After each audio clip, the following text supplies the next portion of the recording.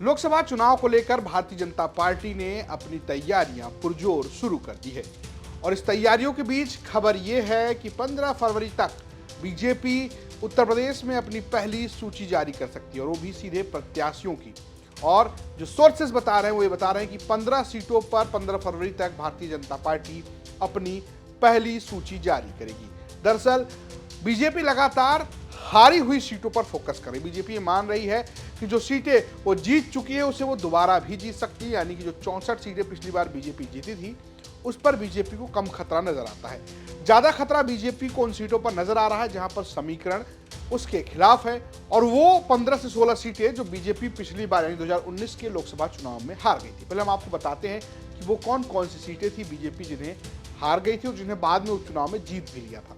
अगर हम बात उन 15 सीटों की करें तो उसमें मुरादाबाद जिसे समाजवादी पार्टी जीती थी, बिजनौर जिस पर बसपा जीती थी, अमरोहा जहां पर बसपा जीती थी, संभल जहां पर समाजवादी पार्टी जीती थी, रायबरेली जहां पर कांग्रेस जीती थी, घोसी जहां पर बसपा जीती थी, लालगंज, जौनपुर ये दोनों सीटें भी बसपा ही जीती थी, अंबेडकर नगर पर भी बसपा जीती थी, गाजीपुर जहां से अंसारी बसपा की टिकट से जीते थे, श्रावस्ती भी बसपा जीती थी, मैनपुरी जहां से मुलायम सिंह यादव जीते थे समाजवादी पार्टी से, सहारनपुर जहां से बसपा जीती थी, आजमगढ़ जहां से अखिलेश यादव सपा से जीते थे और रामपुर जहां से आजम खान समाजवादी पार्टी से जीते थे। इन 15 सीटों पर बीजेपी का पूरा फोकस है कि इस पर वो चुनाव इस बार आसानी से जीते। दरअसल इसमें से दो की अगर हम बात करें, आजमगढ़ और रामपुर, तो इन पर उपचुनाव में भी भारतीय जनता पार्टी ने जीत हासिल की थी। आजमगढ़ में निरहुआ दिनेश लाल निरहुआ बीजेपी के सांसद, उन्होंने अखिलेश यादव की सीट छोड़ने के बाद जब अखिलेश यादव ने विधानसभा का चुनाव लड़ा और उन्हें नेता प्रतिपक्ष का पद स्वीकार करते हुए आजमगढ़ की सीट छोड़ी तो उनकी जगह पर उनके भाई धर्मेंद्र यादव चुनावी मैदान में उतरे, लेकिन उन्हें हार का सामना करना पड़ा। वहां से निरहुआ जीत गए थे और रामपुर से आजम खान ने भी ठीक इसी तरीके से अपनी सीट छोड़ी थी। वहां से बीजेपी के घनश्याम सिंह लोधी चुनाव जीत गए, जबकि आजम खान के जो करीबी थे आसिम राजा वो चुनाव हार गए थे।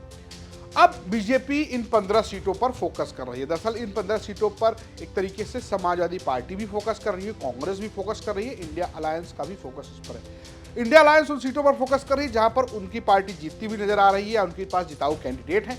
वहीं बीजेपी उन सीटों पर फोकस कर रही है जहां पर ये गठबंधन मजबूत है और वो चाहती है कि इस बार उत्तर प्रदेश में ज्यादा से ज्यादा सीटें जीती जाए। अगर दक्षिण में कोई कमजोरी होती है या दक्षिण से कुछ सीटें कम होती तो उसका जो पटापेक्ष है वो उत्तर प्रदेश से किया जा सके। ये कोशिश लगातार भारतीय जनता पार्टी कर रही है। आपको बता दें कि पिछली बार जब चुनाव यानी कि 2019 के लोकसभा चुनाव हुए थे तब 10 सीटें सीधे सीधे तौर पर जीती थी बसपा ने, 5 सीटें समाजवादी पार्टी ने और कांग्रेस के खाते में 1 सीट आई थी और वहीं बाकी 64 सीटें जो है वो बीजेपी गठबंधन ने अपने खाते में डाल ली थी। उसमें अपना दल कमेरावादी की भी 2 सीटें शामिल थी। इसके अलावा संजय निषाद की पार्टी से एक विधायक प्रवीण निषाद उन्हीं के यानी कि बीजेपी के सिंबल पर चुनाव जीते थे।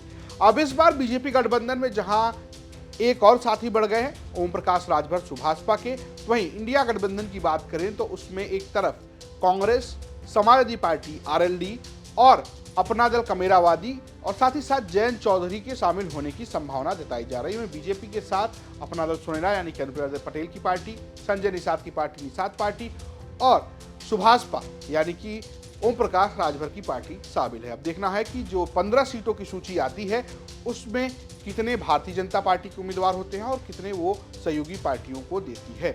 वैसे आपको बता दें कि समाजवादी पार्टी ने पहले ही सबसे पहले एक सूची जारी की है। सूची नहीं जारी किया, दरअसल उन्होंने अपना पहला प्रत्याशी लखनऊ से रविदास मल्होत्रा को घोषित कर दिया है। तो इस मामले में सपा ने एक कदम की बढ़त तो बनाई है, लेकिन बीजेपी का फोकस हारी हुई सीटों पर है। ये स्टोरी भेजी थी हमारे सहयोगी कुमार अभिषेक ने, प्रस्तुत किया मैंने रजत ने और कैमरे के पीछे सिद्धार्थ। देखते रहिए यूपी तक। नमस्कार।